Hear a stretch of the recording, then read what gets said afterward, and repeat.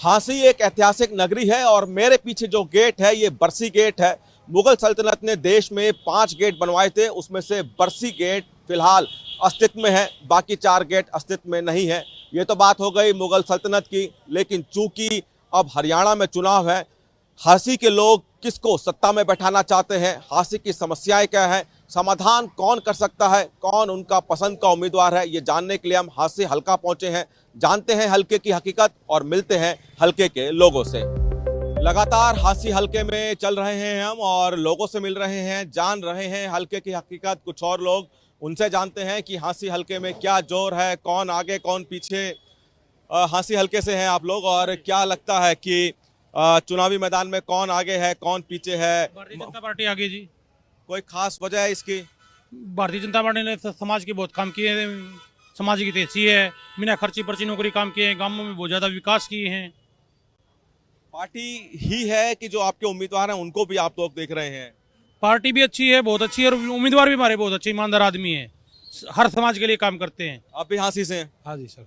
क्या लगता है चुनावी का रंग किस तरफ जा रहा है? बीजेपी। क्यों ऐसा?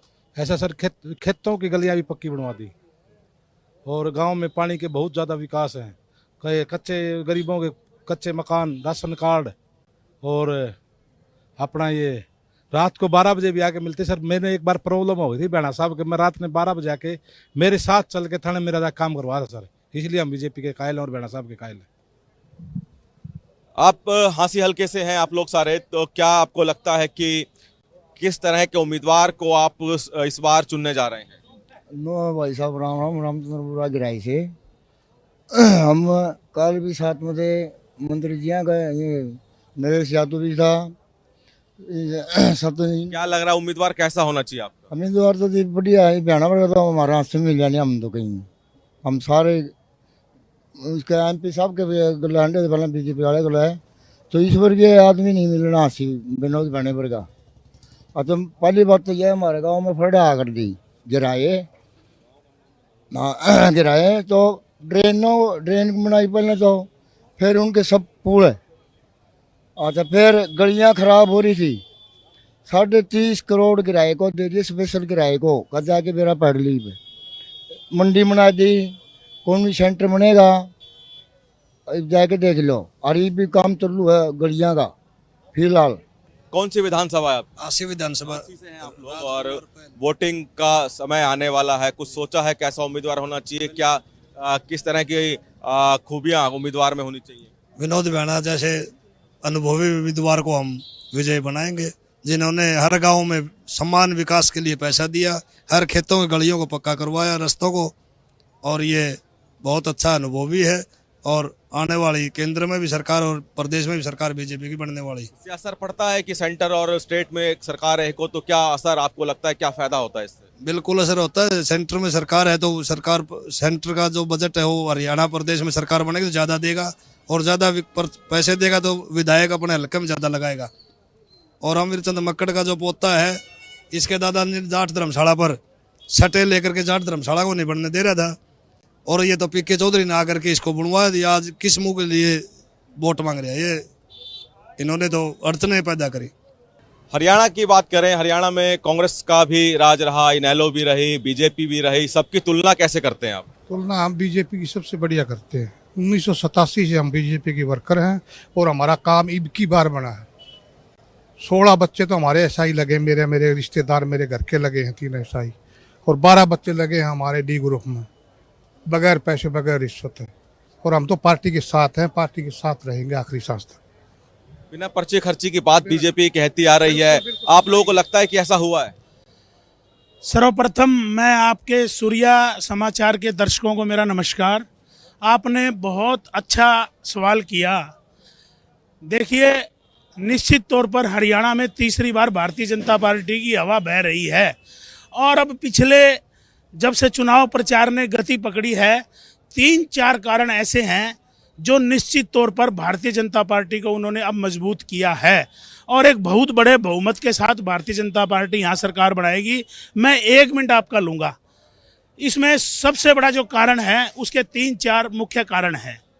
अभी हम पिछले 2-4 दिनों से मीडिया में देख रहे थे कि जो कांग्रेस के प्रत्याशी है और कांग्रेस का जो एक बड़ा नेतृत्व है, उन्होंने बयान दिया कि हम जो बीजेपी का पर्ची और खर्ची का जो सिस्टम है, उस सिस्टम को हम समाप्त करेंगे और हम पर्ची और खर्ची से नौकरी देंगे।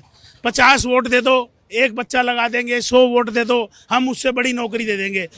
यही बात हरियाणा के आम नागरिक को चुभ रही है, क्योंकि जो सरकारी नौकरी लेने के लिए जो जनता और जो मतलब कहने का जो योग्य उम्मीदवार थे, जो मेरिट पे दिन रात मेहनत करते थे, उन लोगों को वंचित करके और ये लोग अपने कार्यकर्ताओं को और पैसे के बल पर नौकरी देना चाहती है। हरियाणा की जनता इन्हें कभी माफ नहीं करेगी। और दूसरा, जो ये हुड्डा के समर्थक जिन्होंने दलितों के ऊपर गलत बयानबाजी करी है बहन शैलजा जी के माध्यम से, ये इनको बहुत भारी पड़ेगी।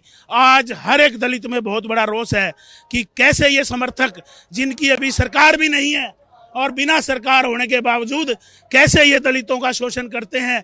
ये आने वाला समय 5 अक्टूबर को हरियाणा का दलित समाज एक होकर कांग्रेस को सबक सिखाने का काम करेगा। आपको लगता है हांसी विधानसभा है आप लोगों की, किस तरह का चुनावी माहौल हांसी में नजर आ रहा है? हांसी में एक तरफा माहौल है भाई साहब। राणा साहब बहुत ही अच्छे इंसान हैं और पहले भी काम किए हैं और अब भी काम किए हैं राणा साहब ने। और एक खास बात यह है कि इनका स्वभाव बहुत ही बढ़िया है, चाहे छोटा बच्चा हो, चाहे बड़ा हो, चाहे बूढ़ा हो, चाहे रात के 10 बज रहे हो, चाहे 12 बज रहे हो, कभी भी जाओ इनसे बात उम्मीदवार की आप बात कर रहे हैं, पार्टी की बात करें, बीजेपी, कांग्रेस, इनेलो, जेजेपी, इनमें इनकी तुलना कैसे करेंगे? आप कांग्रेस का तो हाल पहले देख ही चुके हो। हास्य का मुद्दा सबसे बड़ा मुद्दा है विकास का, जो भारतीय जनता पार्टी ने सबसे ज्यादा विकास किया है। इसी कारण तीसरी बार भारतीय जनता पार्टी सरकार बनेगी। बाकी पार्टियों को लेकर क्या कहना चाहेंगे? कांग्रेस पार्टी के बारे में कहूँगा और के बारे में क्या कहूँगा, ये राष्ट्र विरोधी पार्टी है और ये एक जो समाज है उस एक समाज की पार्टी है, न कि हिंदू समाज की पार्टी है। ये जातीय जहर घोलती है। हांसी में क्या लगता है, क्या चुनावी मुद्दे, क्या सोचकर आप अपना उम्मीदवार चुनेंगे? भारतीय जनता पार्टी की सरकार ने बहुत ही अच्छे काम किए हैं हरियाणा के अंदर और भारतीय जनता पार्टी का उम्मीदवार हांसी से जीतेगा। हांसी से उम्मीदवार जीतने के बाद हरियाणा के अंदर बीजेपी की सरकार बनेगी। क्यों बीजेपी की तरफ इतना आप लोगों का रुख है? क्योंकि बीजेपी की सरकार ने पिछली योजना में 10 वर्षों के अंदर हर शहर के अंदर, हर गांव के अंदर समान काम, समान विकास किया है और बिना खर्ची पर्ची के सभी जरूरतमंद को, मतलब पढ़ाई लिखाई वाले बच्चों को रोजगार मिला है। क्या आपको लगता है चुनाव किस तरह का रुख है इस बार हांसी का? क्या हांसी को लेकर जनता सोच रही है? ऐसा है सर, 10 साल से बीजेपी की सरकार है, सेंटर में, स्टेट में बहुत बढ़िया काम कर रहे हैं। हमारे हांसी शहर में भी इतने काम हुए हैं कोई सोच ही नहीं सकता। समान विकास हुआ है, ना कोई जात है ना पात है। और हमारे विनोद बैना जी विधायक थे यहाँ से और आगे भी विधायक भगवान की दया से बनने जा रहे हैं। इन्होंने बहुत अच्छे कार्य किए हैं। उम्मीदवार देखते हैं, पार्टी देखते हैं या क्या देखते हैं? दोनों चीजें हैं जी। भारतीय जनता पार्टी की कार्यशैली से हम बहुत खुश हैं, प्रधानमंत्री की कार्यशैली से बहुत खुश हैं। स्टेट में नायब सैनी हैं, इन्होंने भी बहुत अच्छे कार्य किए हैं। जैसा कि अभी सभी भाई बता ही रहे थे आपको, बिना खर्ची बिना पर्ची। हमारा गांव सैनीपुरा है, जन्म हमारा सैनीपुरे से। सैनीपुरा गांव में भी 40 बच्चे लगे हैं जो गरीब से गरीब घर से। हमारे साथ लगते गांव ढाणी पहाड़ है, उसका एक बच्चा, उसका पिता जुत्ती काट रहा है और उसका बच्चा एसआई लगा है। आपके सामने सबूत है। जितने भी बच्चे लगे हैं बिना खर्ची पर्ची के लगे हैं। भारतीय जनता पार्टी से लोग बहुत खुश हैं। तो हांसी के अलग अलग इलाकों में हमने लोगों से बातचीत की, लोगों से जाना कि हल्के की हकीकत क्या है। सबने अपनी अपनी राय दी, सबने अपनी अपनी बात दी। किसको ये क्यों चुनते हैं इस बारे में भी हमें बताया कि किस तरह से वो हांसी को लेकर सोचते हैं और कैसा उम्मीदवार वो चाहते हैं। ये तमाम बातें सूर्य समाचार से साझा की। कैमरामैन प्रियदर्शन के साथ हांसी से सूर्य समाचार के लिए विनय सिंह।